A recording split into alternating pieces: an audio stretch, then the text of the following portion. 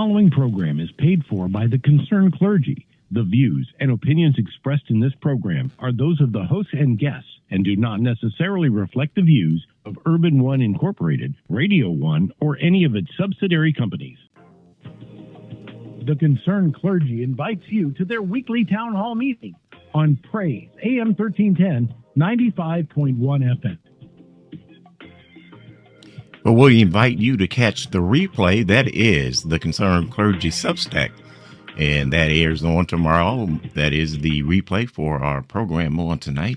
If you can't catch the entire program on tonight, you can always go to our Substack. That is on the Progressive Indiana Network. I want to say good evening, everyone.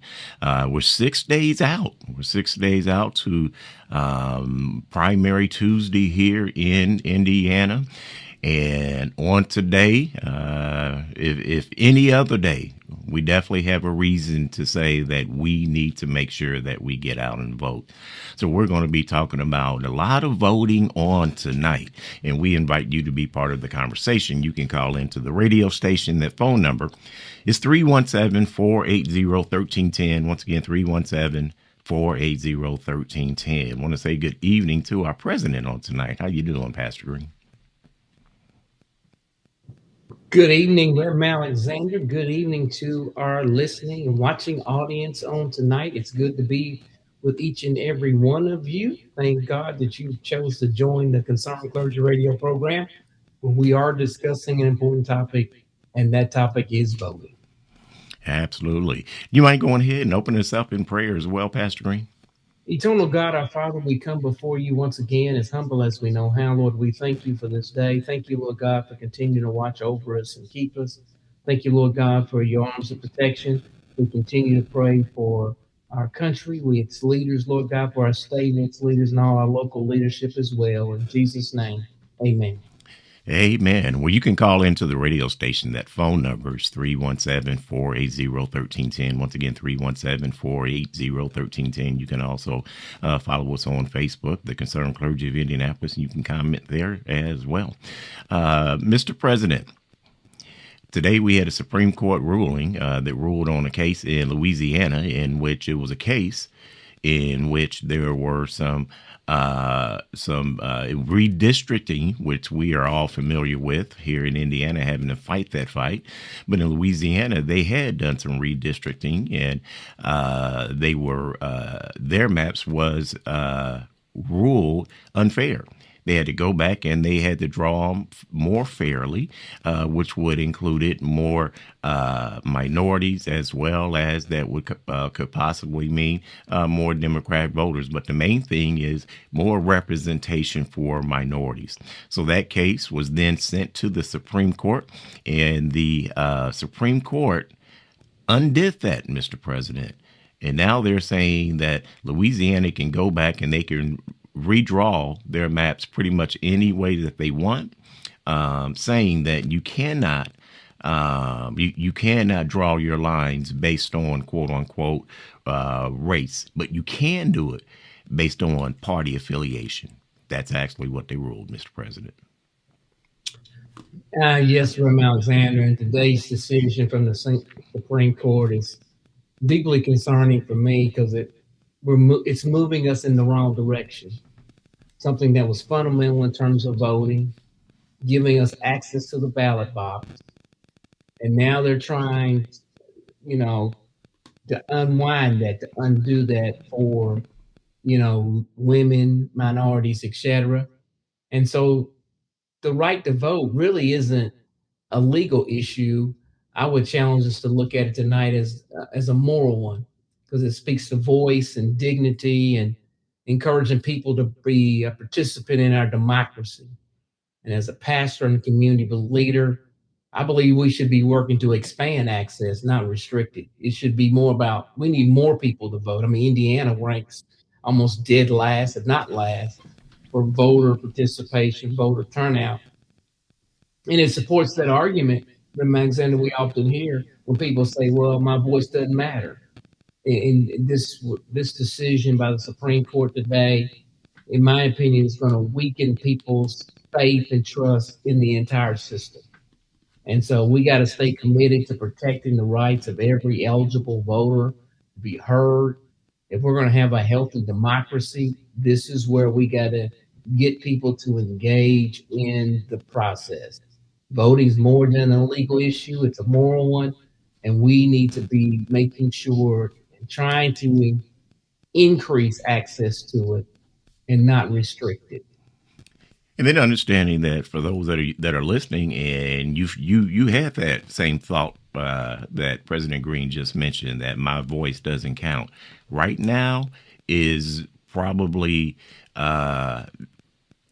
I'll say the most critical time that your voice real actually count, and that's because while we just had this ruling, what it means is that there's still a process. It doesn't just go into law automatically. There's going to be a lot of states that are getting ready to try to make some changes before November because they know they can't do it before the primaries.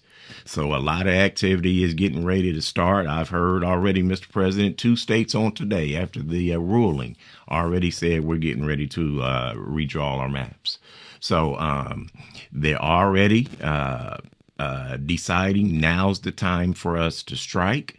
But we still have primaries coming, Mr. President, and it's important that our folks get out now, especially when historically we haven't done that, not in recent times, but now's the time that your voice really can make a difference, and then carry that on to November. But it's got to start right now. There is the urgency of now, right? It's the urgency of now, because if we don't, then we're saying, like, well, it don't matter. And they're going to, the Supreme Court and others will roll on, but hey, the people don't care. We announced this and they didn't even turn out to vote. So that's why it's imperative for us to say we're going to get out to vote.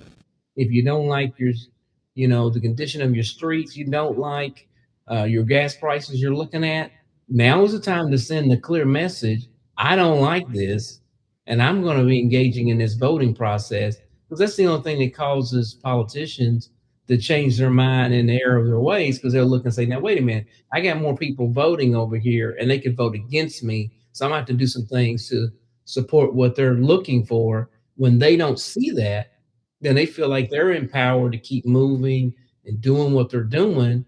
And they will do things that are detrimental to most Hoosiers and to most people. You have to be one of, the 1%. If you're part of the 1%, you love it.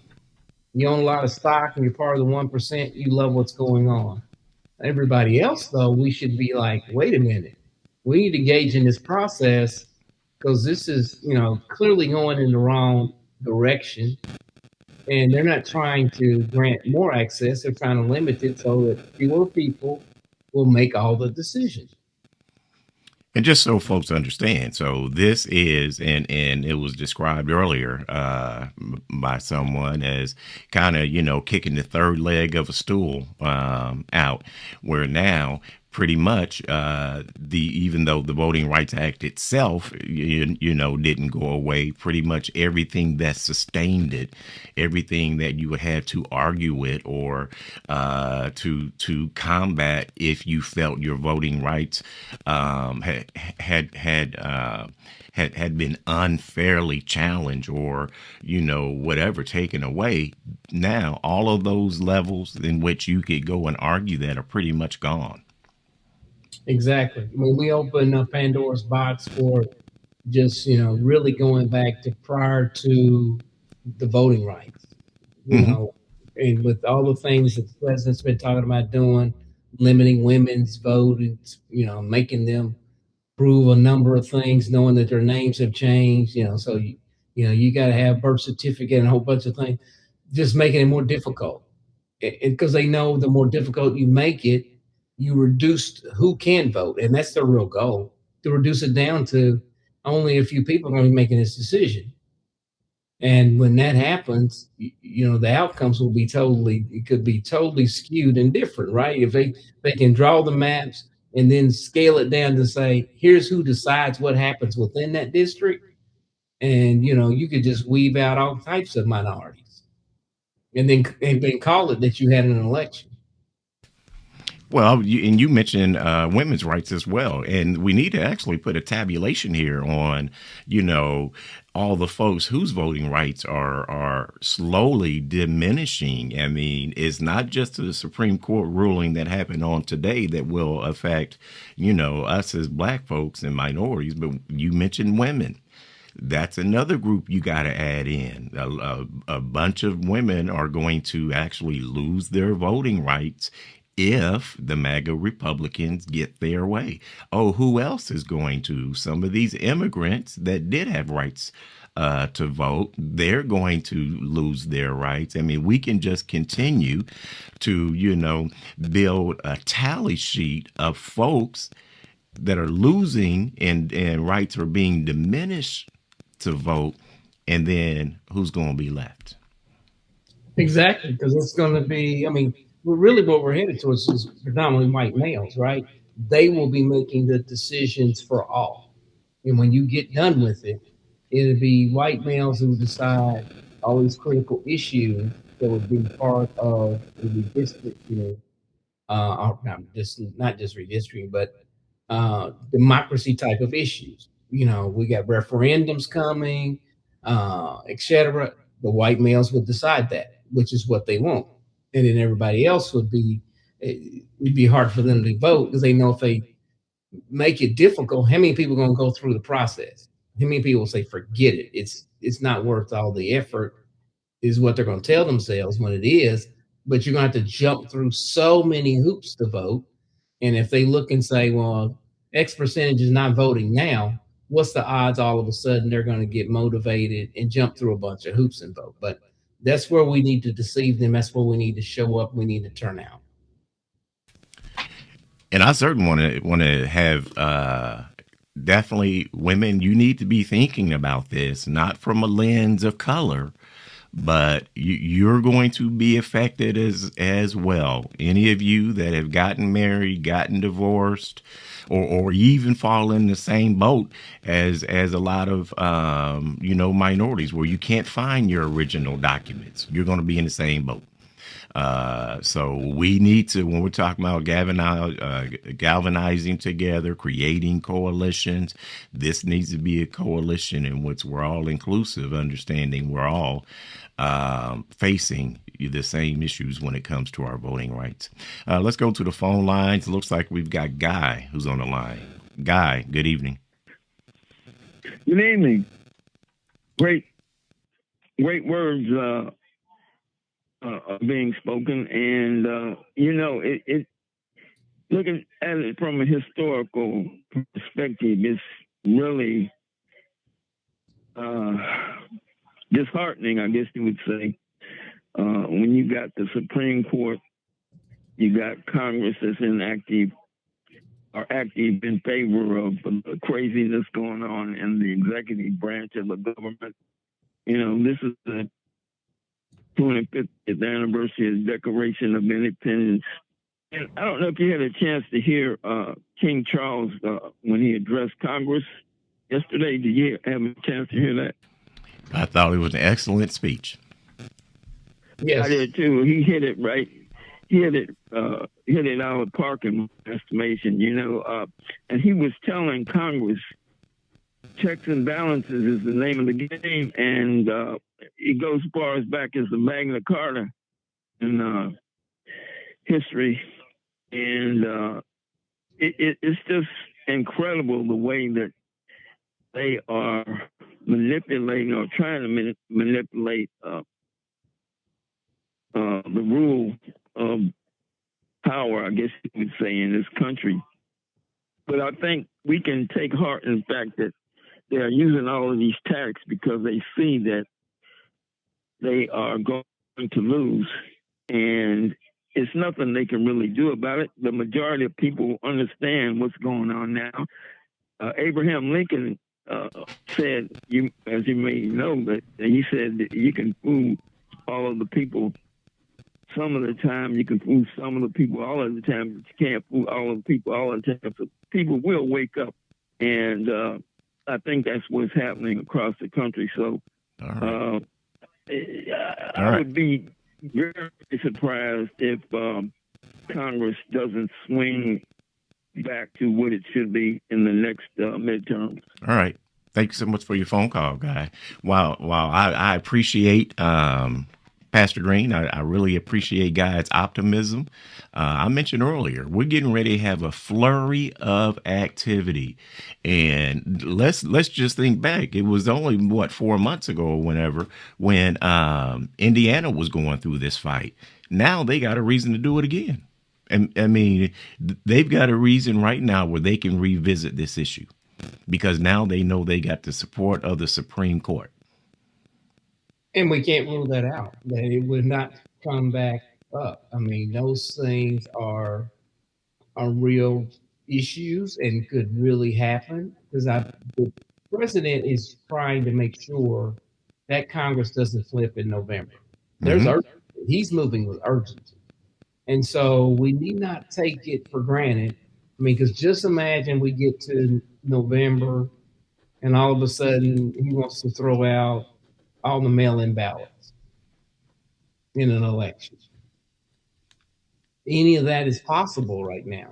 We won't know unless everything plays out through this November. And a lot of things are going to happen between now and November, and they're going to make them urgent. They're not going to say, well, we'll do this in 2028. They're going to be coming, because look at how the president operates. He moves in haste and swiftly. And so we need not be surprised by, you might can get through the primary, but what he wants to control is the outcome in November. And you never know what might come up, whether it's redistricting, whether it's you can't do mail-in ballots, early voting may get shrunk down. I mean, or eliminated altogether. Any of that is on the table. And that's what we have to prepare for, because we don't know because he knows as well. If you eliminate early voting, you make everybody stand in a line, how many people will give up and not say, I'm not doing that? Especially in Black and brown neighborhoods. I mean, anything is possible. Well, I want to, change that language. I think it's probable, because pretty much what they have is they have a pretty much, the attorney general or whoever is working in the White House is pretty much creating legislation for all of the Republicans to follow. So you're getting ready to see, and I say it's a great probability that you're getting ready to see a flurry of activity right now. There's already a couple states that have already said we're ready to redraw our maps, and it is getting ready to get, it's getting ready to get crazy right now, because what's going to happen is you're going to have all these states trying to react to it. Indiana could be one. And then, what's going to happen? They're going to try to make changes. Then it's going to have to go from one court to another court. And then watch, the Supreme Court will probably handle a lot of these cases pretty quickly by November. Exactly. Because they're going, this is happening because, let's be honest, the president wants it to happen. Right?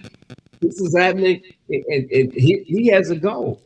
His goal is he's not going to see that Congress split, because that will put some restrictions on what he's doing. And his goal is to say, I'm not going to do that. And how do you do that? You control who does vote.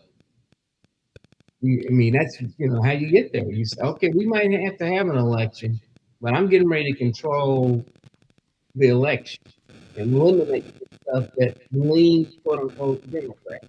So I can take away early voting. I can take away mail-in ballots. I can say, here it is, now go wait in line. And are you people going to go do that? That's what he's going to gamble on, especially in certain states. He doesn't have to do it all everywhere, but he can do it in certain states to ensure outcome.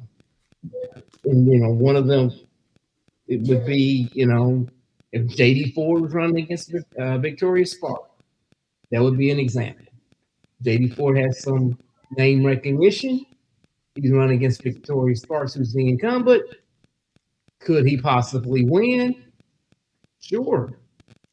But it becomes much more difficult if we eliminate a whole bunch of options. Definitely, if we change those maps, and keep in mind, as we getting ready to go to our break, when we're talking about this mail-in ballot thing, he signed the executive order that said he wants the post office to be able to determine who gets those ballots, and not only that, if they don't do it, they can get fired. Oh, not only that, he's taking away money from the post office budget. So, but he's going to charge them with doing these extra voting activities. So he's going to create chaos in the post office to even try to get them to do what that executive order signs. So we really have to be paying attention, folks. Well, let's go ahead and go to our first commercial break. If you'd like to be part of the conversation, the phone lines are open. You can call in 317-480-1310. Once again, 317-480-1310. When we come back, got a question. What's going on with the data centers here? And talking about legislators, where do they really stand? We're going to talk about that when we come back. You're listening to the Concerned Clergy Radio Show on Praise AM 1310, 95.1 FM Indy's Inspiration Station. Welcome back to the Concerned Clergy Radio Show. I'm Reverend Tony Alexander, and our president is with us on tonight. And we invite you to join us. Feel free to call into the radio station. That number is 317-480-1310. Once again, 317-480-1310. Mr. President, DMD has, they announced that they were going to have these listening tours, if you will, where they were going to try to engage the community in some of the guardrails and some of the things that the community would want to have information in regards to data centers or potential data center construction, in the communities. Well, they had their first listening session on yesterday, and pretty much man, woman, boy, child, everyone that I've heard comment kind of said that it was pretty much nothing new. There was really no input from the community, and the community left more upset and outraged after the meeting, after being sold that this is your opportunity to come in, get with our council, and be able to present something or have something in writing that everyone must conform to that wants to build a data center. Well, I'm certainly disappointed that the community again, it's like recently around these issues, they're check the box meetings. They want to say they had it, but they didn't necessarily engage and listen to the community that it amounted to anything. But they could say, we had a space, the community was invited, and yet it doesn't amount to anything because, the community could have stood out and talked to trees. It'd be just as effective. And that type of stuff, in my opinion, needs to shift. I mean, because people will say, well, we need the community engaged. And when the community engages, if you're not saying what they want you to say, they just dismiss it. They just, ignore it. You're like, okay, you really ain't talking about nothing. And we're back to a few people making decisions and rolling on. And then they're wondering why the community is upset. The community is upset because they tried to express themselves, want to express themselves, trying to express themselves, only to be, really manipulated. Because then they walk away knowing, oh, this is just a check the box meeting. You really didn't want to engage in a conversation. You really didn't want to have communication, dialogue back and forth. You're really not trying to have a relationship. You're trying to manipulate a community. And when they do that, then they leave out frustrated. And then they leave out, still thinking things that may not be true, but are going to be thinking it because of the treatment they just experienced. Well, Mr. President, this was an opportunity for the city to do something right. I mean, it was a great chance for them to do something right, considering all of the discussions that we've been having over data centers, all of the outcry, not just in one area, but across the entire city. We've been having these discussions now for, I don't know, 6, 8 months, however long it's been, where folks have really started to understand these things are coming here. And this was an opportunity because they blew an opportunity before when Councilor Brown, Jesse Brown, when he said, do this, he said, let's come together. Let's put together, some guardrails. Let's have some things that these developers will have to adhere to. Here's how we have to inform the community. He said, let's do that. And the council said no. But then they come back around, and it's very insulting to the community to do it this way. You come back around, and then you say you want community involvement, and then there's too many people that have been engaged in this fight. And then you treat them like this, as if, they're just, going to take whatever we tell them. That's insulting to the community. It is. I mean, I think that's why there's such frustration, even just about mentioning the words data center. I mean, it's just like, okay, that escalate the whole conversation, and people go their respective corners, and it's because this is the treatment. And Councilor Jesse Brown, there was a few other councilors that were in support. It's disappointing because it was the black councilors. Not all, but many of them who didn't agree, didn't support it as a resolution to say, hey, we need to be working on some guardrail. Oh, we're going to have a better plan. Well, we've not yet seen that better plan. You not really roll that out and talk to the community about this better plan. Or community, do you buy into this better plan, what they perceive to be a better plan? That has not happened. And so that's been disappointing as well. It continues to add to the frustration of the community. And I think that sometimes people see issues in a silo when the community is looking at, they're experiencing high gas prices, they're experiencing a number of issues, and then you stick this issue on top of all the other issues, that frustration is coming out. Is boiling over. And I think it will carry into the 2027 mayoral election. I think it's going to matter about you. So you might as well say where your position is, because some municipal elections is in 2027, and you're going to need to be somewhere. And I don't think you can just wait to 2027 and talk like you're somewhere. I don't know if people are going to believe you. I think you're going to have actually been there, said some stuff, and stood in a certain area and saying, this is where I'm at. Not where, trying to play some political games, because people are frustrated. And we know the councilmen, the council persons who have said, hey, I'm against this, who are trying to do something. We also know those who haven't. And, and who's been silent. Because the silence can be deafening at times. And everybody's watching. That's for sure. This is one issue that a lot of people are tuned into. Let's go ahead and bring in Reverend Phillips. We have to go to our break. Let me bring him in before we do that, though. He's been holding. Reverend Phillips, good evening. Hey, good afternoon, good evening, Reverend Alexander, and to our president. I wasn't going to be on it too long. But I know that people was wondering about that, what the Supreme Court did on today, and about the voting, about the rule of the voting right. Mm-hmm. Were you listening earlier? Were you, Reverend Phillips? I was. Okay. Yes, I was. All right. And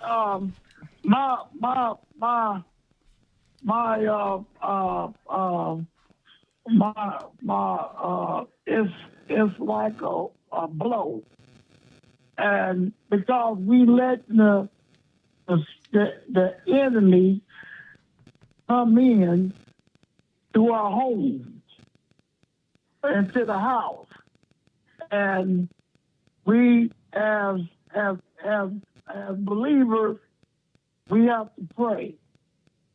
It's time for us to pray and seek God now. Because when you let the enemy come in into the house, the enemy is going to come in if you let him. But we seek God. All right. All right. We agree with you. We agree with you, Reverend Phillips. We do have to go to our break. He may be talking about the White House. I'm not sure, though. But we do have to go to our commercial break. If you'd like to be part of the conversation when we return, you can call in. The number's 317-480-1310. You're listening to the Concerned Clergy Radio Show on Praise AM 1310, 95.1 FM Indies Inspiration Station.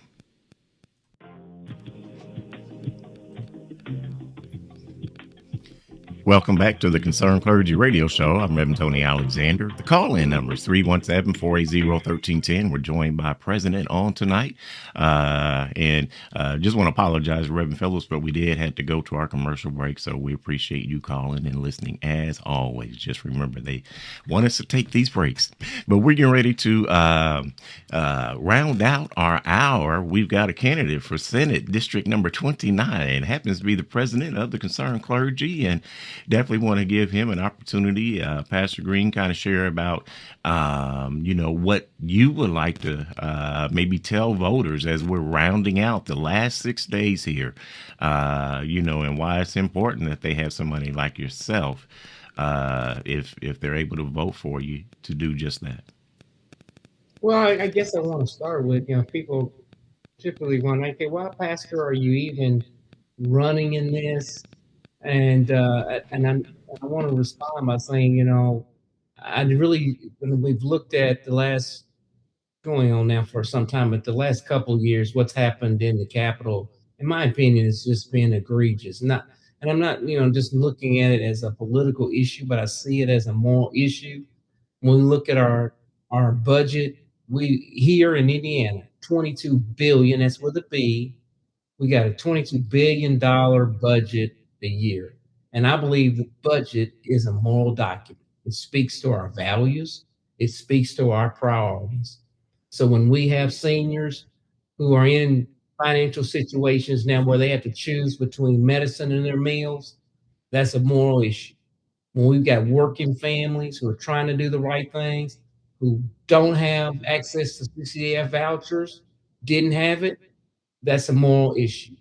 When we have our public schools asking our teachers to do more with less because we won't properly fund them, that's a moral issue. And so when you begin to look at all these issues that are happening and it's a moral issue, I just believe we cannot no longer be silent. That's why I chose to get into the race, platform around affordability first. We've got to begin to address these issues because in my mind, if you can't afford to live, nothing else matters, Reverend Alexander. You got to be able to live.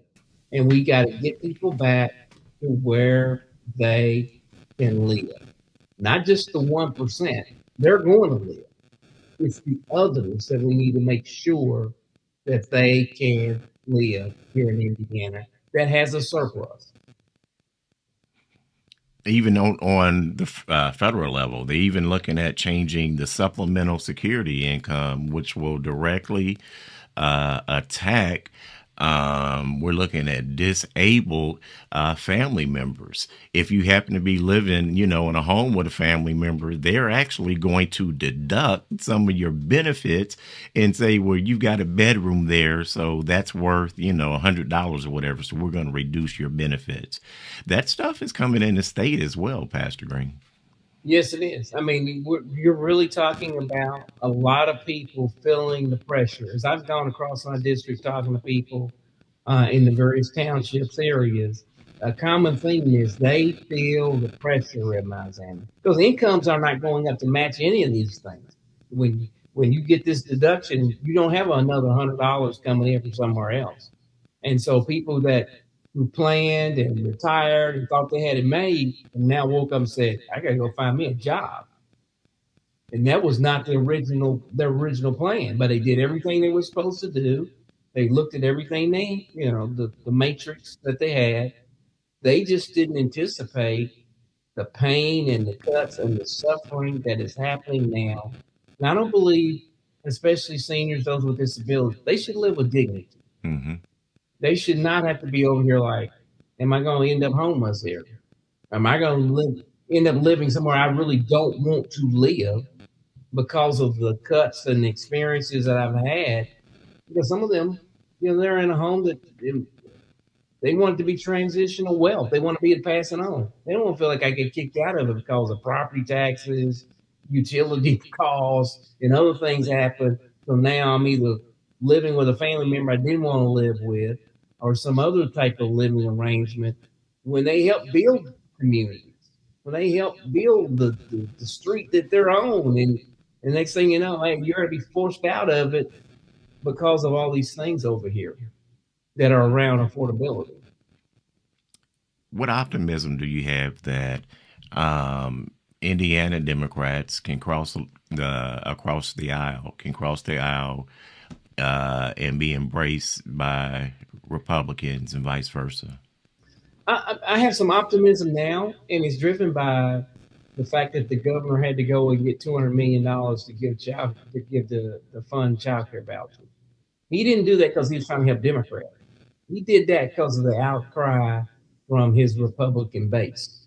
Because we've had over 311 child care closed. They're not all in Democrat counties. That's across the state of Indiana. A lot of people who are Republicans said, hey, wait a minute, this ain't working because they need a workforce, a number of reasons. They may not all just love children. Some love children, but some need a workforce. And they said, we got to have this. Now, it's a one-time thing, so we need to get it in the 2027 budget where there's a commitment to it. We need more dollars for it, but certainly there needs to be a clear message that you can be in that industry and keep a job. Uh, and so I'm more optimistic because he did that. He didn't do that because a Democrat mentioned it in his ear.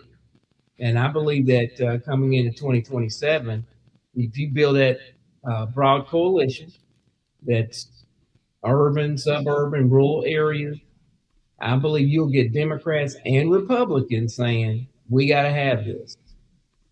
And there'll be people on both sides of the aisle doing it. The same way redistricting work, you got to follow pretty much the same template in terms of it's a broad coalition. They ain't doing it because Pastor Greene brought it up, but they will be doing it when a number of voices, women-led organizations, the Chamber of Commerce who's interested in a workforce, the United Ways who've invested tons of dollars in childcare facilities and teachers and in their training, along with the faith-based community, along with mothers who are crying out. When that coalition comes together, I see a change. Well, and a lot of the issues are very similar. If you'd like to ask our candidate a question, feel free to call into the studio. The number is 317-480-1310, or you can even comment on our Facebook page as well. We'll try to pick those up also. But I think a lot of the issues, hopefully we're at a time, and you say you were optimistic. Hopefully we are at a time where folks realize, hey, our issues aren't divided by race. Our issues are pretty much all the same when you're looking at all of our school systems are hurting. When you look at all of, a lot of us have disabled family members. That has nothing to do with, wealth. And a lot of them are already struggling trying to pay for healthcare benefits. And if you're taking them away, all of us are dealing with the same issues. Even if you look at voting, gas prices, food prices, hey, they don't charge me anymore when I walk in the grocery store because I'm Black. Exactly. And I mean, in those rural areas where hospitals are closed, etc. Mm-hmm.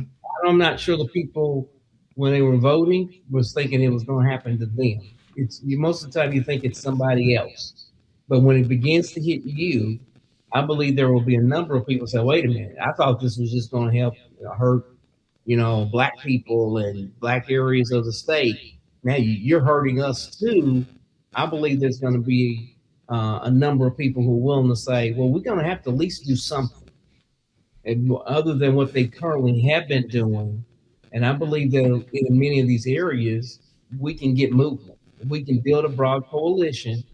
Can't do it in a silo, but a broad coalition that says, let's bring these voices together. I think that both sides are saying we need some change. And let's be honest, though, governor is going to be getting closer to an election. And I'm sure he'd like to win a second term. It'll be hard to do with gas prices 450 and hospitals closing and no child care vouchers. That's a tough way to win, Reverend Alexander. So I think that he'll have people who are willing to bend and shift, because I don't see you staying in the winning category if that is your philosophy and your approach, because there's a number of people in here that are clearly suffering, like all the people who have a disability, which is beyond just Democrats. So they're going to be going along with this. I'm not sure. In rural areas that have had their hospitals closed and now traveling 100 miles to get to their health care at gas over $4 a gallon, I'm sure they're going to think about it. Speaking about causing us to rethink some things. Well, speaking about rural areas, I was reading up in Wisconsin and Michigan today that many of those farmers are deciding not to even plant this spring.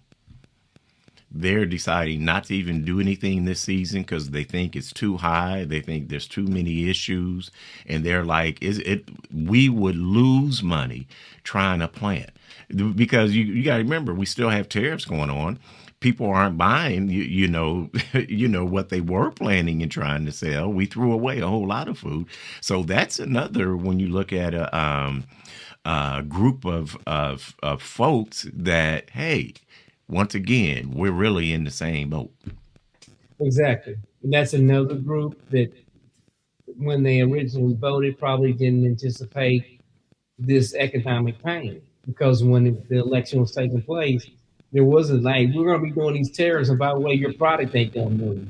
They didn't know that. They didn't find that out till after the election. And given where the president is and how the governor supported those things, I'm sure those people feel a little different about life than how they would like to vote. I don't think most people voted thinking this was going to play out this way. So between the tariffs, the war, the impact of these items on our economy and how people are, it's going to be, and the president's trying to push everything down to the state level. I think there will be a number of people saying, yeah, this ain't what I want. We need something different. Even though they're freaking the pace, I see it being different, Reverend Alexander. Well, it's been a long road for you, even though when you look back, you may see it was a short season in this campaign season, but I know it's been a long road for you. As you're coming to, the last and final days, what are some things you want to make sure that, okay, those that are in Senate District number 29, here's what I've been hearing, and here's what I'll do, and here's why you need to vote for me? I want people to get out and vote. At the end of the day, this election is about people. Families trying to make ends meet, seniors wanting to age with dignity, stay in their homes, children who deserve a strong education. I have spent much of my life here in Indianapolis, being a pastor, serving this community as not just a pastor, but an advocate. And I just want to take that same skill to the State House. I'm going to fight for affordability. I'm going to fight to protect Eagle Creek, which is certainly a big concern that certainly all of us on the West Side need to be sensitive to. And I'm going to make sure that their voices are heard. If you're looking for leadership that listens and leads with integrity, I'm asking for your vote. I'm telling people, don't be mean and vote for Greene, because I'm the kind of leader that's going to listen, that's going to act, and that really cares. I've demonstrated that what makes me different from any of my competitors that are running. I have done this. You can Google and say where Greene was on education, or on health care, or on redistricting, or a number of issues, Reverend Alexander, that you and I have engaged in. And this is not a season for somebody you don't know what's going to happen.